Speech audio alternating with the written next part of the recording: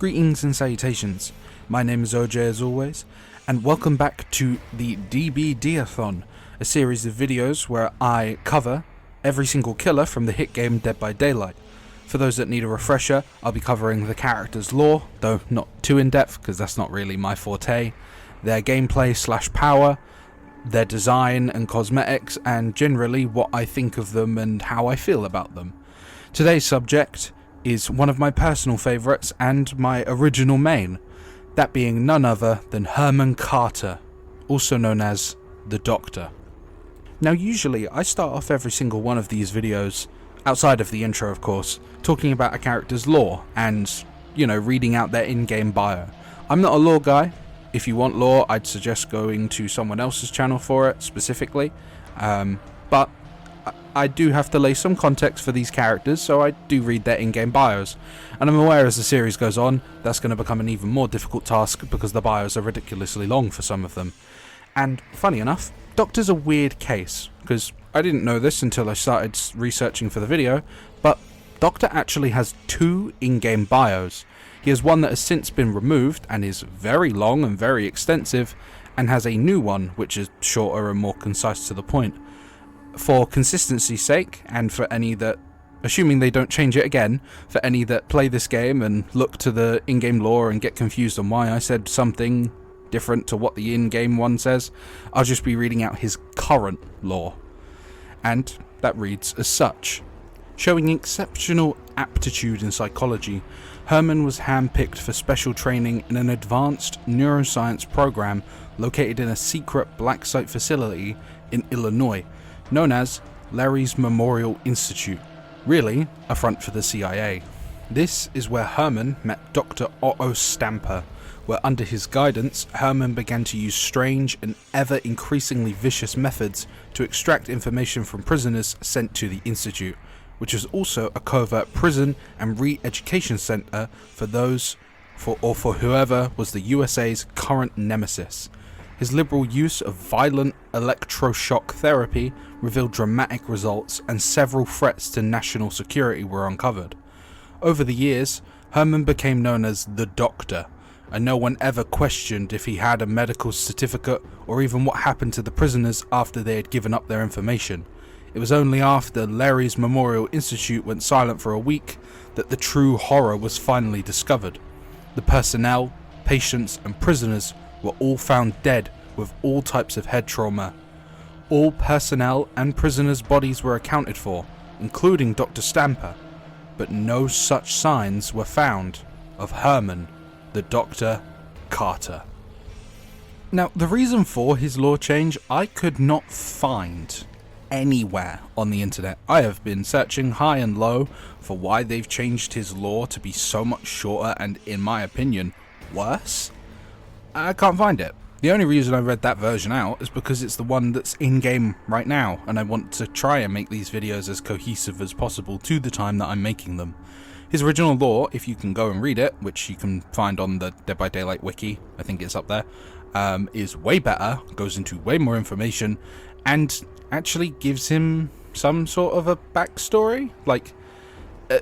The new one literally just says, oh yeah, he's pretty good at psychology and he was handpicked for some special training. Whereas the other one explains why and his interests in mental psychology and the way the brain works, which, explains why he is as odd and as mental as he is in game. Anyways, what can you do, right? I can't go ahead and go back and change his lore, blah blah blah. But with all of his in-game bio read, so / lore, I would like to move on to his gameplay as well as his power. Now, the Doctor's power is one of those more complex ones. Over these last couple of videos, we've been covering characters who have relatively simple powers. Outside of Michael Myers with his multiple stage stuff, most of them have been pretty simple. Bear trap, bell that makes you invisible, Well, Doctor's is a bit different.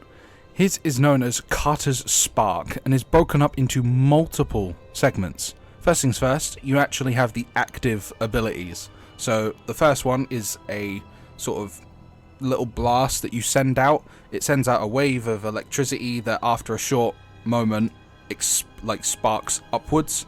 Any survivors hit by that cannot perform actions like for a brief moment. So basically they can't jump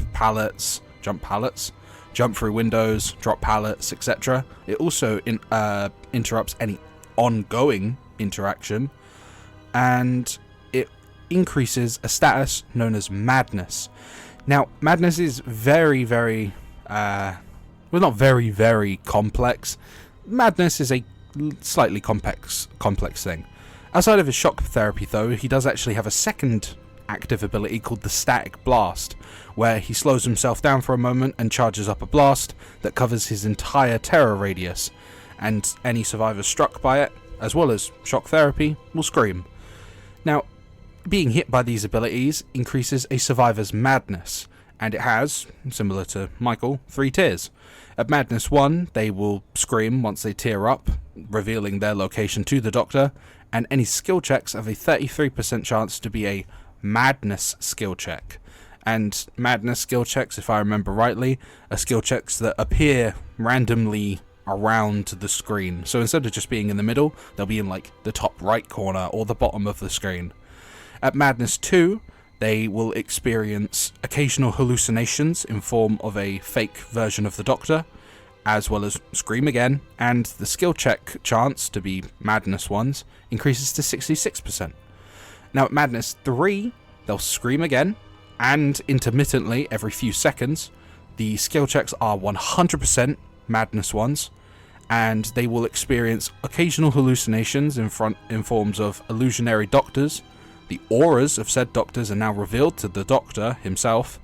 It suppresses their ability to use any items, and the ability to perform or have performed on themselves any interaction with a progress bar. That's a lot, right? Well, at Tier 3, survivors can snap out of it for 12, and it takes 12 seconds to do so. Succeeding, then they have like madness skill checks that pop up every quarter of the progress bar. If they succeed them, they get to continue. If they fail, they scream, it resets, and reveals their location. And if they manage to complete said interaction, they reset to Madness Tier 1. So there's a lot there, right? And I'm very fond of this power. I like how sort of complex... It is complex. I like Doctor's power a lot. I like the idea of having an ability that can interrupt or prevent survivors from doing an action. Like, you can run a loop and just shock a survivor once you're in that sort of weird range where you're not going to get hit by the pallet, right? But you're going to be able to, they're not going to be able to drop it in time before your shock. Because when playing against the Doctor, a lot of people will pre-drop pallets because they know that obviously you can interrupt that fact. But it's really fun to, get close to a pallet, interrupt them, and then get not a free hit, but yeah, a free hit. And fun fact, back in the day, his madness tiers actually used to cause more interactions and weird stuff. Like, there would be weird visions or jump scares of the Doctor appear on the screen, and you'd hear weird sounds in your ears. That was so cool. I really, really, really like the horror aspect of the Doctor. You'll probably notice this, but my favourite killers usually end up being the ones who are more horror-centric. Don't get me wrong, Trapper can be scary, Huntress can be scary, etc. But Doctor and a few others who we'll get to one day, soon enough, they especially stick out to me. And I also like the Doctor a lot because of his clear references, not only from Outlast. I feel like the Doctor is quite clearly a reference to Outlast in some shape or form. He gives me a lot of Outlast vibes. Though, I will admit, the only game of Outlast that I've ever played is Outlast Trials with one of my friends. Hey-ho. But he also has roots in real life, because there is a Chinese doctor, I do not remember his name, who used electroshock therapy on children to cure them of their video game addictions. Originally, Herman Carter was actually meant to be Chinese, but they decided that against it because of, how close it would become to real life and how insensitive that could be. But anyways, with his gameplay and power, etc. discussed, I would like to move on to his teachable perks. The first of said teachable perks is known as Monitor and Abuse, or is it Monitor and Abuse? I'm not sure which one it is. It's one of the two. It has a description reading as such: meticulous in your approach, terrifying in your application. Increases the base value of your terror radius by 6, 7, or 8 meters for the entire trial, respective of its level. Whenever you are not in a chase with a survivor, the following effect applies. Reduces your terror radius by 12, 14, or 16 meters, regardless or respective of level, with flavor text reading, "It's time for your treatment." A quote from the Doctor himself. Now, ironically, this perk is very bad on the Doctor, because his static blast is dependent on his terror radius. So if you have a reduced terror radius outside of chase, you're not going to be able to use the static blast for, like, information. So ironically, one of his own perks is counteractive to his own gameplay. Otherwise, I think this perk is fine. It's okay. I've never used it personally. I feel like you could probably use it for some fun builds, like, I don't know. I actually have no clue where you would use this, actually. Maybe, I was going to say, like, a stealth build, but there's so many perks that give you undetectable, which just completely removes the red stain and terror radius, that there'd be, like, no reason to use this. I'm sure there's a build out there that does make use of it, but if there is one, I can't think of it. Anyways, with that said, moving on to his second perk. Said second perk is Overcharge, with a description reading as such: you're fueled by your hate for progress. Performing the damage generator action on a generator applies Overcharge. The next survivor interacting with that generator is faced with a difficult skill check. Failing that skill check instantly regresses the generator by 2, 3, or 4% of its maximum possible progression, in addition to the default progression penalty. After Overcharge is applied to a generator, the following effect also applies. Increases the regression speed from 85% to 130% over the next 30 seconds. With flavor text reading, "It is a trap, but a trap one must step in." Also a quote from the Doctor himself. Now, this perk is a little bit infamous because it was one of the key components of the gen kicking build, the chess merchant build, if some may call it, because you could combine it with other perks that, you know, applied when kicking gens, such as Eruption, or people did use Call of Brine, right? I swear they used this and Call of Brine together. I think they did. Either way, you could use multiple gen kicking perks, and for a while it was the best build in the game, and it was all anyone was running, and it got to the point where Dead by Daylight or Behavior actually introduced a new feature that prevents you from kicking gens too much. Though that also was thanks to the fact that, you know, the chess merchant game exists, the game where some dude played a skull merchant and held survivors in a locked 3-gen state for, I think it was like 40 minutes, an hour almost. It's crazy stuff. We'll get to Skull Merchant eventually. There's been a lot of stuff about her, and, you know, I'm actually interested to throw my hat into the ring, though that might not be for a few weeks, of course. But yeah, this perk, it used to be very, very good when combined with other perks, and now it's just pretty okay. It's fun on Doctor, funny enough, because as you can notice from the first clip of gameplay in the background, he's really good at making impossible skill check builds, and Overcharge can be a component of that. Though personally, I prefer Oppression, which is a perk from the twins, as it affects 3 gens and also creates a difficult skill check. But with that said, we move on to his final perk. Said perk is known as Overwhelming Presence, with a description reading as such: just knowing you are near is enough to disturb your victims. Survivors within your terror radius suffer from inefficiency. When using an item, its depletion rate is increased by 80, 90, or 100% respective of level, with flavor text reading, "Shit, I dropped the gauze." There's no quote of no indication of who that quote's from. This perk is fine. It doesn't really do much. A lot of the perks that affect, like, survivors using items have never really interested me, and I don't really like them very much. This perk especially has always felt a bit useless to me. Like, the only use I've ever thought it may have is, like, oh, the survivor runs out of their flashlight in a chase really quickly. Say you get pallet stunned and they flashlight you, they'll run out of their flashlight twice as fast. Okay, I could be using Franklin's, where if I smack them, they lose their item. They drop it.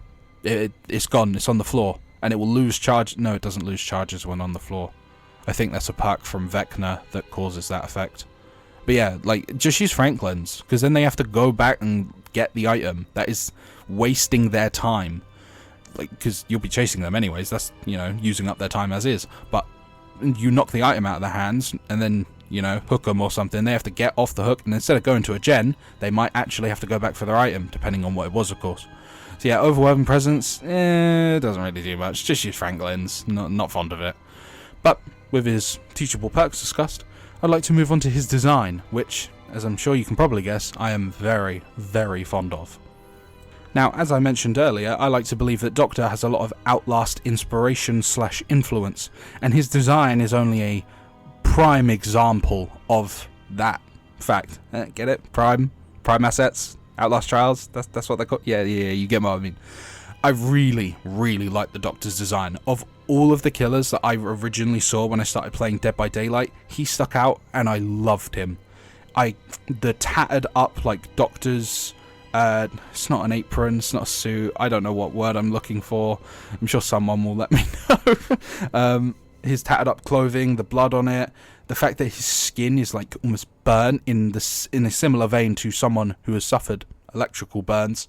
And I would be remiss if I didn't mention the fact that his head is in one of those weird cages with his, like, entire head is just locked into it. His eyes are permanently opened up wide. His mouth is always open as well. Like, just bearing his gross looking gums and yellow teeth. Actually, I can't make fun of anyone for having yellow teeth. I'm British. But his design is just really, really good to me.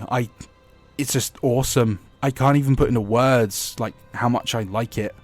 Let's not mention as well, I feel I haven't mentioned this at all, but his creepy ass laughs, perfect.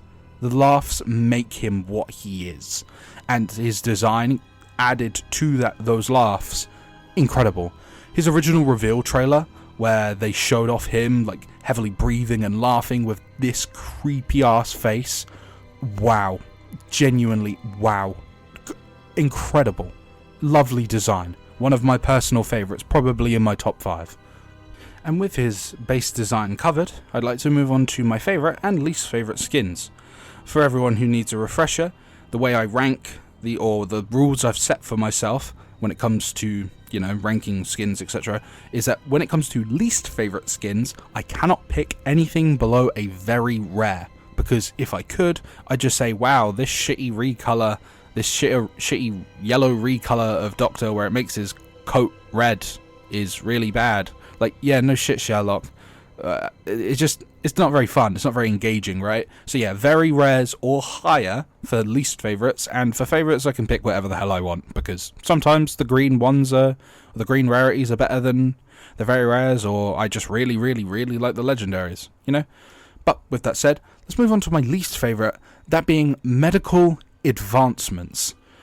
The skin just looks really messy, and not in a fun way. Like, some of Doctor's skins look messy, they look kind of gross, there's like blood everywhere, blah blah blah, right?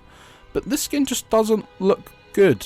It's messy, it's got weird colour combinations, it's got those very bright, almost pinkish red syringes on his chest that kind of clash with the blues and oranges of his, you know, outfit.